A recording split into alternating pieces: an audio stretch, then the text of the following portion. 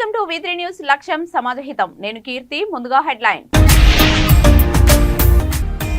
Chevella BRS MP అభ్యర్థిగా nomination వేసిన Kasani Gnaneshwar BJP Congress తోడు దొంగలంటూ మాజీ మంత్రి కేటీఆర్ విమర్శ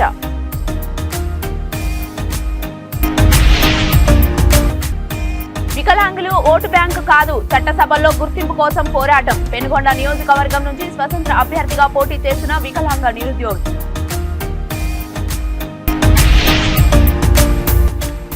మలేసియా గగనతలంలో ఢీకొన్న 2 హెలికాప్టర్ విన్యాసాలు చేస్తుండగా జరిగిన ప్రమాదం 10 మంది మృతి. డీటెయిల్స్ లోకి వెళ్తే రంగారెడ్డి చేవెళ్ల ఎంపీ స్థానానికి కాసాని జ్ఞానేశ్వర్ నామినేషన్ వేశారు. ఈ సందర్భంగా బండ్లగూడ మైసమ్మ దేవాలయంలో ప్రత్యేక పూజలు నిర్వహించి అక్కడ నుంచి భారీ ర్యాలీగా ఎమ్మెల్యే క్యాంప్ ఆఫీస్ మీదుగా రాజేంద్రనగర్ ఎంఆర్ఓ కార్యాలయానికి చేరుకొని రిటర్నింగ్ ఆఫీసర్ జిల్లా కలెక్టర్ శశాంకకు నామినేషన్ పత్రాలు సమర్పించారు. ఈ కార్యక్రమంలో పాల్గొన్న మాజీ మంత్రి కేటీఆర్ మాట్లాడుతూ బీజేపీ కాంగ్రెస్ పార్టీ 2 తోడు దొంగలని బీజేపీకి ఓటు వేసినా కాంగ్రెస్ కి ఓటు వేసినా ఒకటేనని విమర్శించారు. ఈ ర్యాలీలో ఎమ్మెల్యేలు సవితా ఇంద్రారెడ్డి, ప్రకాష్ గౌడ్, అరికెపుడి గాంధీ, కాళీ యాదయ్య పాల్గొన్నారు.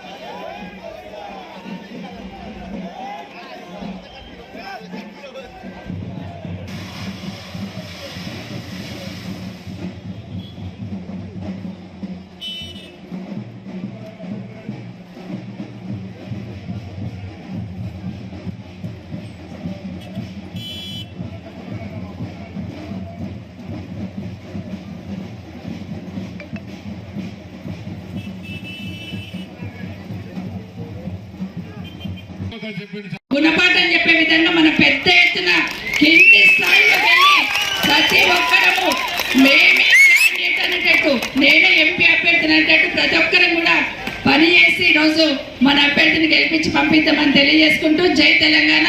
ఈ రోజు నుండి మనం ఫీల్డ్ లోనే ఉండి 13వ తారీఖు వరకు అందరం కూడా కష్టపడి పనిచేసి కేసీఆర్ గారు ఏ నమ్మకంతోనైతే మన దగ్గరికి కాసాని జ్ఞానేశ్వర్ గారిని పంపించారు. ఇప్పటికి 2 సార్లు కేసీఆర్ గారు ఎవరిని పంపిస్తామని గెలిపించాం.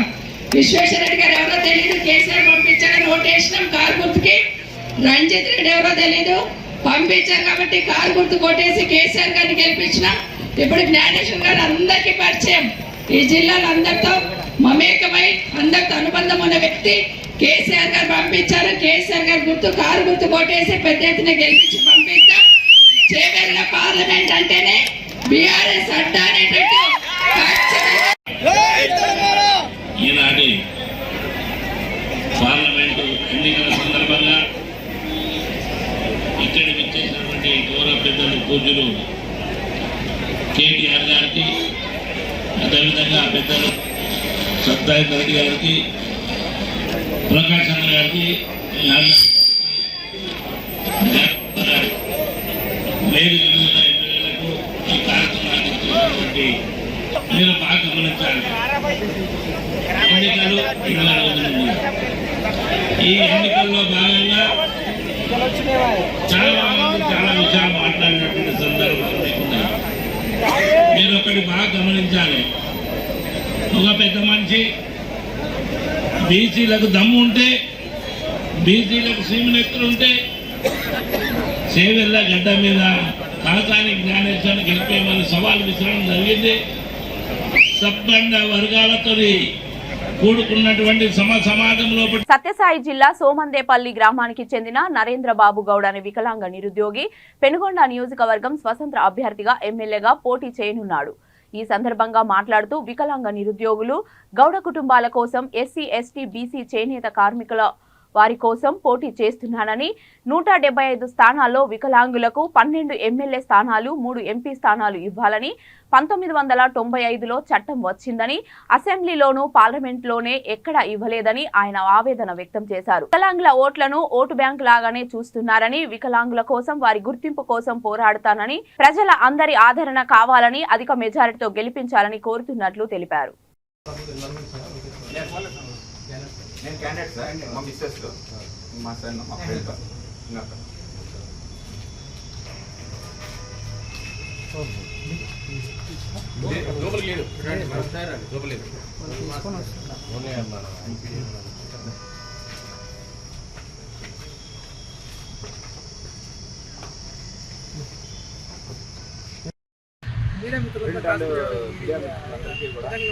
నమస్కారాలు. నా పేరు ఈ నరేంద్ర, సన్నాపు ఈడి రామచంద్రప్ప. నేను ముఖ్య ఉద్దేశంగా ఈరోజు నామినేషన్ వేయడం, ఇండిపెండెంట్గా స్వతంత్ర అభ్యర్థిగా వేయడం జరిగింది. ముఖ్యంగా వికలాంగుల తరఫున మరియు వికలాంగుల్లో చదువుకున్న నిరుద్యోగుల వైపు మరియు బాగున్నవారు అంటే సకలాంగులు బాగున్న నిరుద్యోగుల వైపు మరియు గౌడ కుటుంబాలు కొన్ని బాధలు పడుతున్న అవి నేను చూసి దాని ద్వారా మరియు ఎస్సీ ఎస్టీ బీసీ బహుజనుల వైపు మరియు చేనేత కార్మికుల వైపు రైతుల వైపు అందరి వైపులు కూడా ఈ స్వతంత్ర అభ్యర్థిగా దిగడం జరిగింది. వికలాంగులది ఎందుకు చెప్పానంటే వికలాంగులకి 1995లోనే చట్టం అనేది వచ్చింది.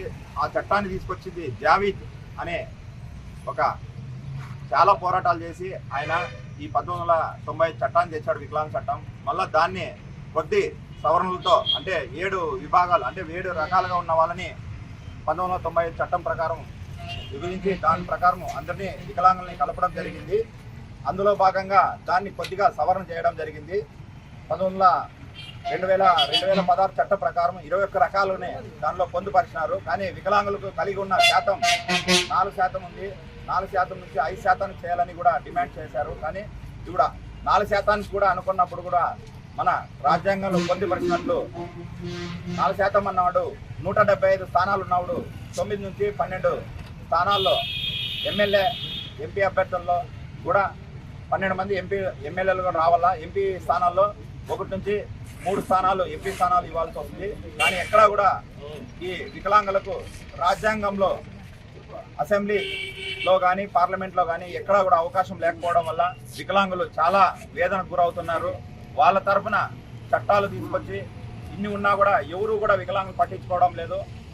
కేవలం ఓటు బ్యాంకుగానే చూస్తున్నారు. ఈరోజు వికలాంగుల ఫ్యామిలీలు దాదాపు అంటే 25 లక్షల ఫ్యామిలీస్ ఉన్నాయి. 25 లక్షలు ఇంటూ వేసుకుంటే దాదాపు అంటే 85 లక్షల నుంచి 90 లక్షలు ఓట్లు ఉన్నాయి. వికలాంగులకు కుల మతాలు లేవు. వికలాంగుడు అంటే అందరూ కూడా ఒకే కుటుంబం కాబట్టి, కానీ మమ్మల్ని కూడా గుర్తించడం లేదు కాబట్టి మేము స్వతంత్ర అభ్యర్థులుగా పోటీ చేయడం జరిగింది. ముఖ్య కారణము మరి ఒకటి మా దానిలో కూడా వికలాంగుల్లో కూడా డిగ్రీ పీజీలు చేసి కూడా నిరుద్యోగులుగా చాలా మంది ఉన్నారు. విన్యాసాలు చేస్తుండగా జరిగిన ప్రమాదం వల్ల 10 మంది మృతి చెందారు. నావికా దళానికి చెందిన 2 హెలికాప్టర్లు గగనతలంలో ఢీకొనడంతో 10 మంది సిబ్బంది ప్రాణాలు కోల్పోయారు. గగనతలంలో విన్యాసాలు చేస్తుండగా ఈ ప్రమాదం జరిగింది. ఏప్రిల్ 26 రాయల్ మలేషియన్ నేవీ దినోత్సవం సందర్భంగా పెరక్లోని లూమత్ ప్రాంతంలో మంగళవారం రిహార్సల్స్ ప్రాక్టీస్ జరుగుతుండగా ఈ సందర్భంగా పెరక్లోని లూమత్ ప్రాంతంలో మంగళవారం రిహార్సల్స్ ప్రాక్టీస్ జరుగుతుండగా ఉదయం శిక్షణ విన్యాసాల నిమిత్తం పడంగ్ సితియావాన్ నుంచి గాల్లోకి ఎగిరిన 2 హెలికాప్టర్లు కొద్ది క్షణాల్లోనే ప్రమాదవశత్తు ఢీకొని కుప్పకూలాయి. దీంతో అందులో ఉన్న 10 మంది సిబ్బంది ప్రాణాలు కోల్పోయారు.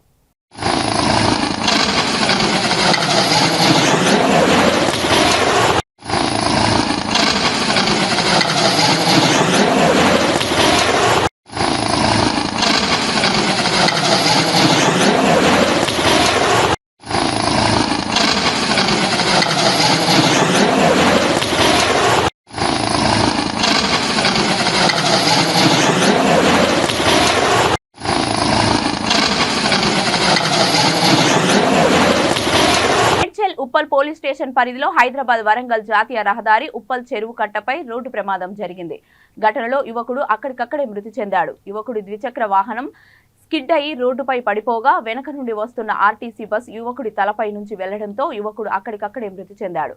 ఘటనా స్థలానికి చేరుకున్న పోలీసులు కేసు నమోదు చేసి దర్యాప్తు చేస్తున్నారు.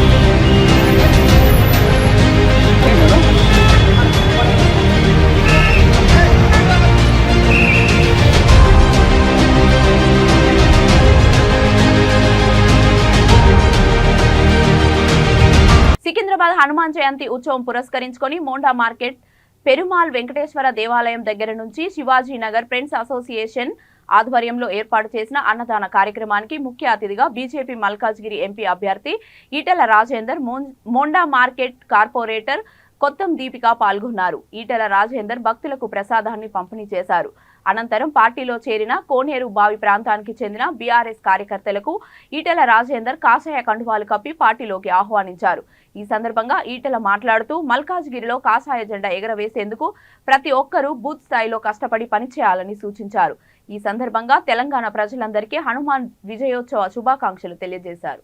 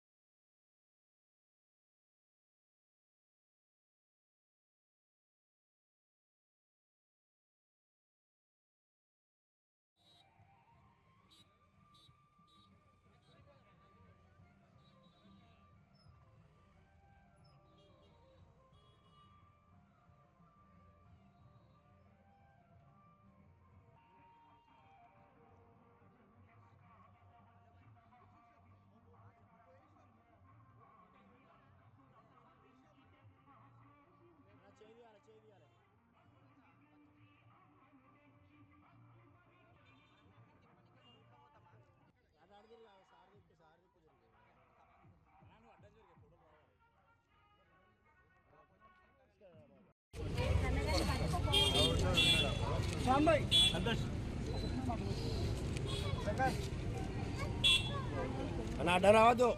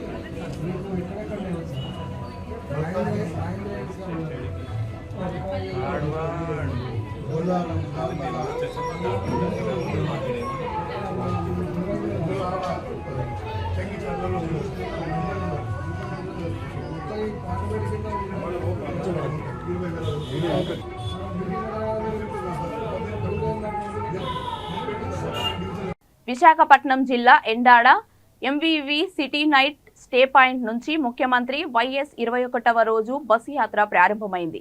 ఈ నేపథ్యంలో ముఖ్యమంత్రి శ్రీ వైఎస్ జగన్ సమక్షంలో భారతీయ జనతా పార్టీ, టీడీపీ, జనసేన నుంచి పలువురు కీలక నేతలు వైఎస్ఆర్ కాంగ్రెస్ పార్టీలోకి చేరారు. భారతీయ జనతా పార్టీ గాజువాక నియోజకవర్గం నుంచి మాజీ మేయర్ పులుసు జనార్దన్ రావు, 65వ వార్డు అధ్యక్షులు విఎస్ ప్రకాష్ రావు, టీడీపీ నుంచి యువజన విభాగం నేత ఏఎన్ఆర్తో పాటు పలువురు నాయకులు వైసీపీలో చేరారు.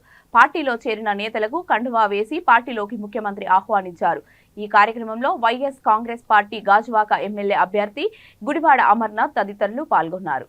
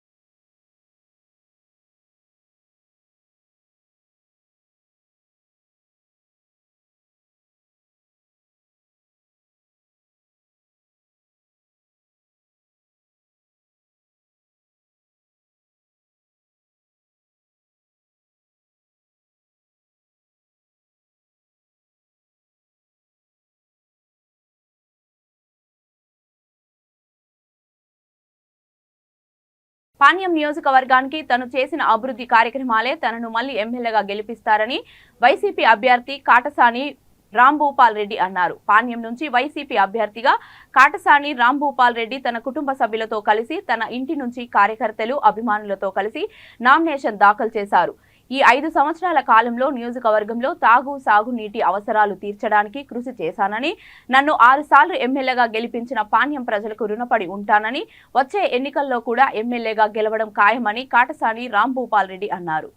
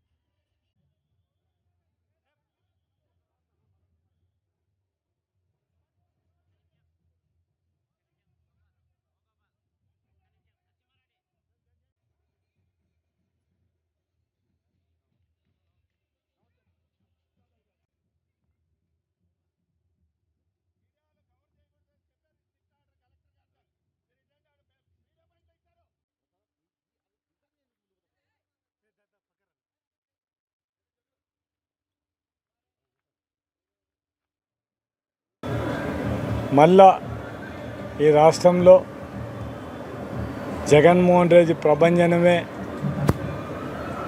జూన్ 4 తర్వాత మళ్ళా రాబోయేది ప్రభుత్వం మాదే. మేము ప్రజలకు ఎన్నో సంక్షేమ పథకాలు ఈ 5 సంవత్సరాల్లో పార్టీలు చూడకుండా, కులాలు చూడకుండా, మతాలు చూడకుండా అర్హులైన పేద ప్రజలకందరికీ కూడా ఎవరితో సంబంధం లేకుండా అర్హులైన ప్రతి ఒక్క పేదవానికి కూడా ఖచ్చితంగా మేమందరం కూడా పథకాలు ఇవ్వడం జరిగింది. అందుకు ప్రజలే మమ్మల్ని స్వచ్ఛందంగా గెలిపిస్తారనేది మాకందరికీ ధైర్యంగా మాకందరికీ ఉంది.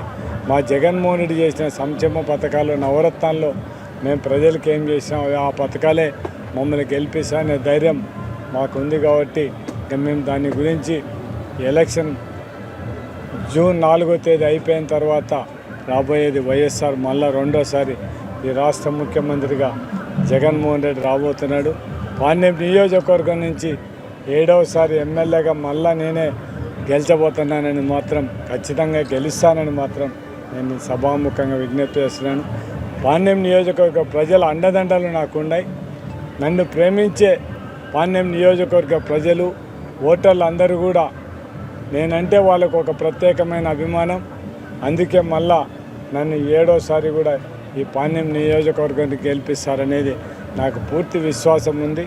ఈరోజు ప్రజలలోకి నేను గడప గడపకు క్యాన్వాస్ పోతే కూడా వాళ్ళందరూ కూడా వాళ్ళు ఇచ్చే ప్రోద్బలం కానీ, వాళ్ళు ఇచ్చే చేయూత కానీ, లేకుంటే వాళ్ళు ఇచ్చిన రెస్పాన్స్ కానీ ఇవన్నీ కూడా చూసిన తర్వాత 2019లో ఏ విధంగా ఈ పాణ్యం నియోజకవర్గం నుంచి గెలిచినానో అదేవిధంగా మళ్ళీ ఈ పాణ్యం నియోజకవర్గం నుంచి గెలుస్తానే ధైర్యం నాకుంది.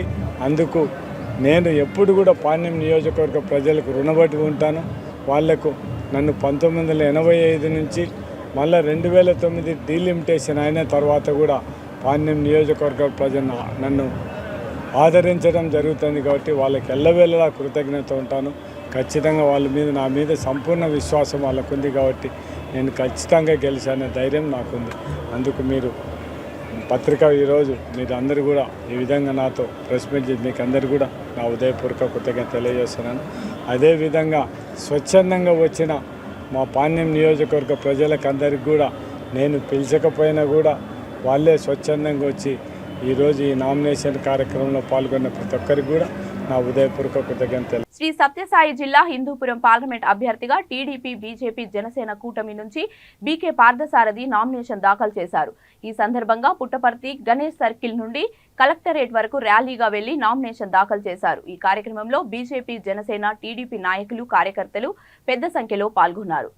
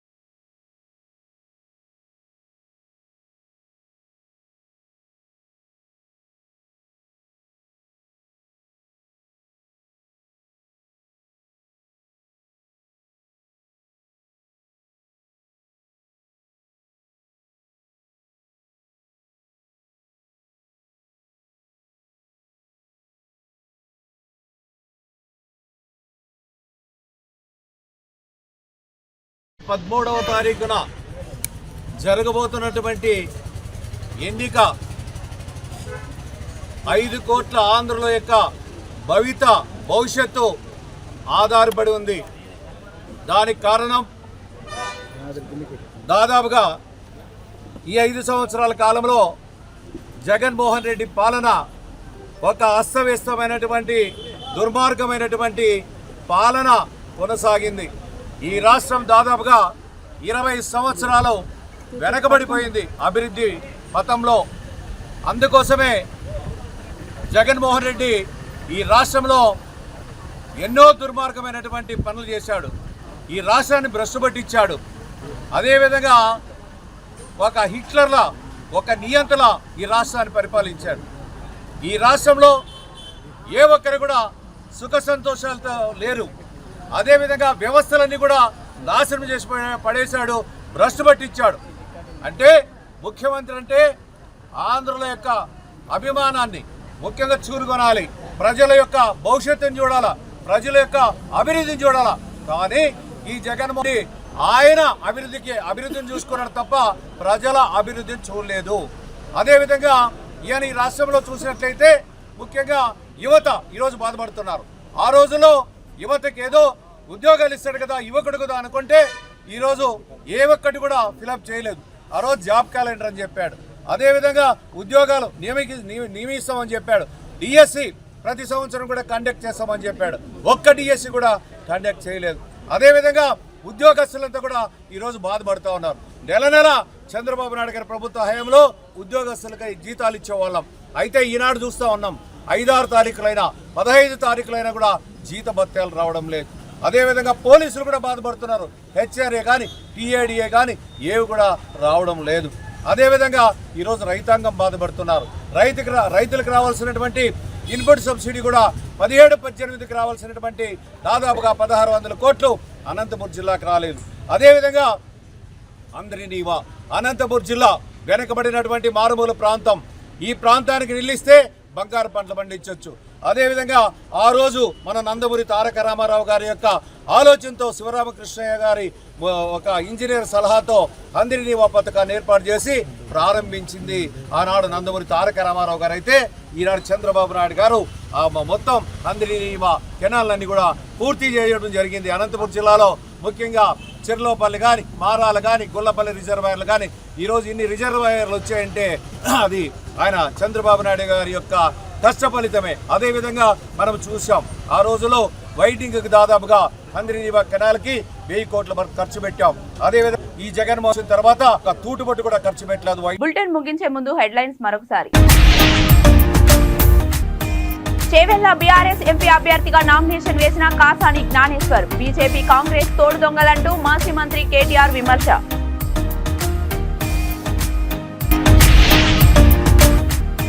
వికలాంగులు ఓటు బ్యాంకు కాదు, చట్టసభల్లో గుర్తింపు కోసం పోరాటం. పెనుగొండ నియోజకవర్గం నుంచి స్వతంత్ర అభ్యర్థిగా పోటీ చేసిన వికలాంగ నిరుద్యోగి.